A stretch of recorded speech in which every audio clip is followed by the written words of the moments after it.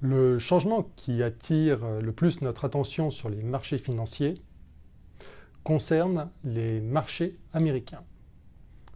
Nous constatons trois phases. La première phase est une phase d'euphorie où, post-élection, le marché a valorisé quasi immédiatement l'ensemble des mesures Trump. Passé cette phase, le marché a été dans une phase d'attente de réalisation de ces mesures.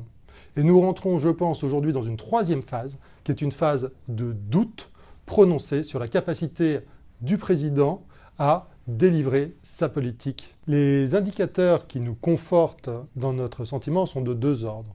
D'une part, macroéconomique, on pourrait illustrer avec la divergence entre les soft data, qui représentent les enquêtes d'opinion, qui sont sur des plus hauts vis-à-vis de ce qu'on appelle les hard data, à savoir la réalité qui ne s'infléchit que peu positivement. C'est un peu le gap que l'on observe entre le rêve et la réalité. Et puis un autre type d'indicateurs, des indicateurs de marché, on peut prendre l'exemple du comportement du dollar durant les élections françaises, qui n'a pas joué son rôle à ce moment-là de valeur refuge. Dans ce contexte, nous avons décidé au sein de nos portefeuilles de prendre les mesures suivantes.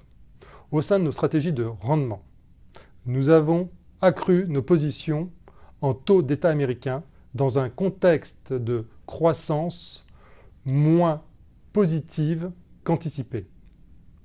Nous avons également, dans le cadre de nos positions de rendement, pris nos profits sur le haut rendement américain en raison de sa valorisation élevée et d'autre part du risque concernant les mesures Trump pro-énergétiques.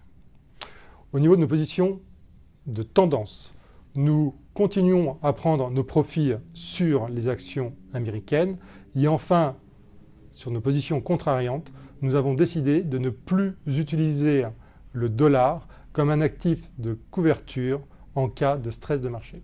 Rendez-vous prochainement pour notre point multi-asset.